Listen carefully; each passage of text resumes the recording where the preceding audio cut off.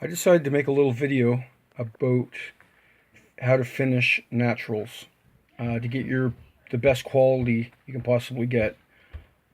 And I think it comes down to attention to detail and taking your time, really. I'll give you a few examples. Early on in my builds, when I first started, I was very impatient. So I rushed everything. I just wanted to get to the finish end and to have something that I could use. And I wasn't really too concerned about the quality.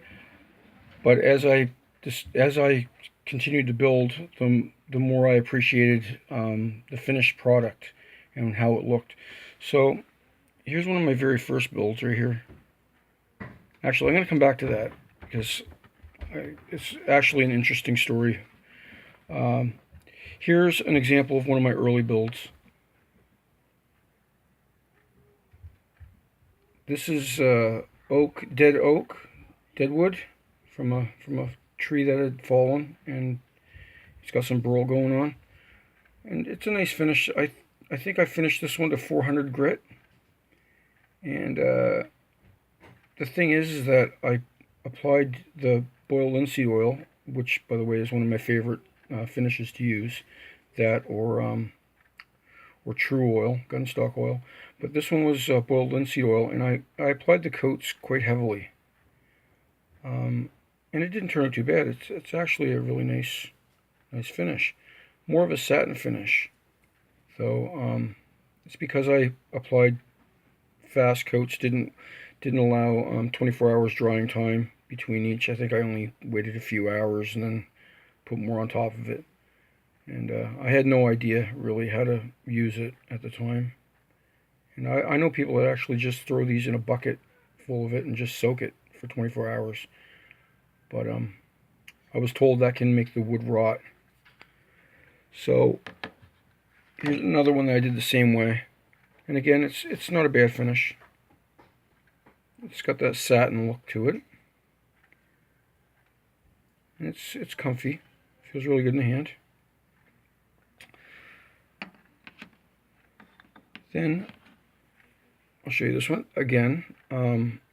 Sanded to about 400, and boiled linseed oil again. And I didn't wait in between coats for 24 hours drying, and I applied the coats quite heavy. I rushed everything, but again, it's a really nice finish.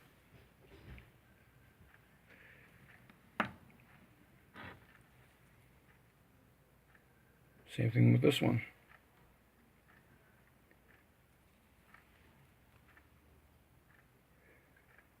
This one's a little bit nicer than the other ones, but this is because I roasted this fork. This one was sanded to 800, I think, or 600. And that's boiled linseed oil. This is done with true oil. Now, what happened was I started noticing that the finer I went, the nicer the finish, and I decided to go with light coats on this one. Someone had told me that more light coats, like instead of 6 heavy coats or 4 heavy coats, to try really thin coats. And I did that with this one. I laid down a couple base coats of boiled linseed oil, and then I think I finished it with true oil. It's gunstock oil, and it turned out really pretty. This is oak. I think I'll go over all the different types of woods after. I'll do a recap.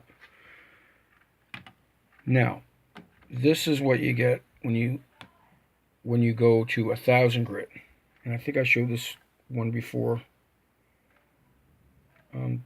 This is a sugar maple fork, and it's shiny.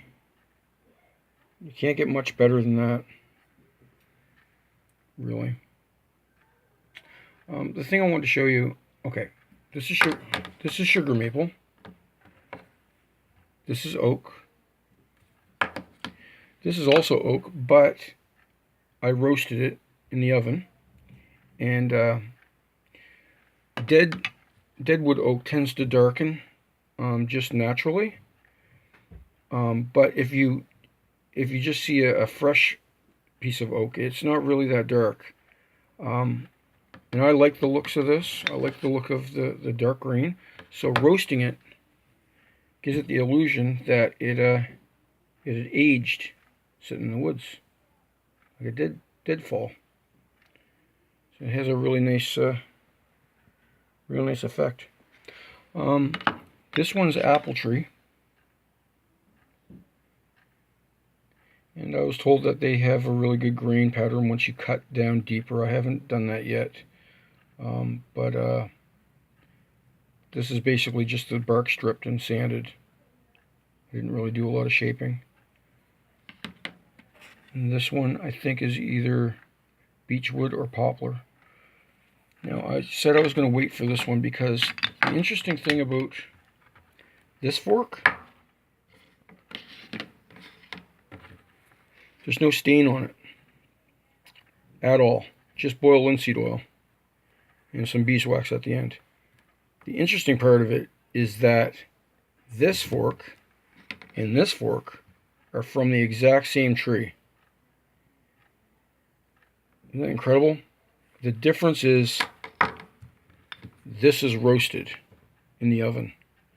And with maple, the roasting, what it does is it caramelizes the sap, the syrup, like the maple syrup sap, in the wood, and it turns into this really gorgeous amber color. And I can show you actually a stage before this, because this was roasted for quite a while. I over roasted this one to the point where I thought that the integrity was compromised, and I was actually worried about using it, but I did a strength test. I put it in a vise and tied some cordage onto the ends on the fork tips, and I pulled on it really hard to make sure that it wasn't going to fail. But maple starts out this color, and what happens as it heats and caramelizes, it goes to this color. This happened by accident in the microwave when I was drying this fork, and it was a really nice accident because I couldn't believe what it looked like until I started sanding it, and it was so pretty. You can't really see it that well, but it looks like cat's eye, like tiger eye. It was so nice that I looked into it, and people actually roast maple for guitar necks. So I decided to give it a try on this fork. And it kind of looks like leather, like a leather saddle. I wish I had a better camera, because this really isn't doing it any justice.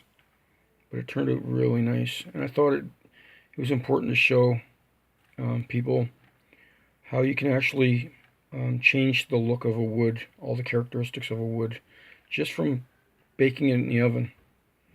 I baked this one for about 3 hours or 3.5 hours. I did make another one that turned out even nicer than this because it stayed sort of that amber color right there, like a whiskey color. And I think I only baked it for about 2 hours, hour and a half, 2 hours. If I would have cooked this any longer, I don't think I would have been able to use it. That's how close to destroying the fork it was. So, if the secret to getting a really fine finish is to take your time, sand to, especially during the sanding process. You want to make sure all the little lines are sanded out. So I start with 150 grit, and I work my way up through I think it's 220, and then 320, then 400, then 600, 800, 1,000, and sometimes I even go as far as 2,000 just to get a really nice gloss to it, really shiny gloss. And of course, when you're finishing, really light, thin coats, and let them dry properly in between. The thing about boiled linseed oil is it needs time to cure. As do other finishes as well, other oils. And so with boiled linseed oil, I always apply it in a thin coat, then let it dry for 24 hours, and then reapply another, again, thin coat, let that dry for 24 hours. And once you're done with the final coat, usually you only have to go up to about six or eight. Once you've applied the final end coat, I usually let it set for a couple days before I start buffing it. I used to use a lot of beeswax as well, but I find that beeswax makes the fork sticky. So, and I was told it yellows over time. But anyway, if you guys have any tips that I haven't mentioned, please add to them. And if you have any questions about finishing, just ask. I'd be more than happy to help. Hope you guys found this interesting. And have fun building. It's very therapeutic. Yes, it is. Anyways, thank you very much, and have a good day. Bye-bye.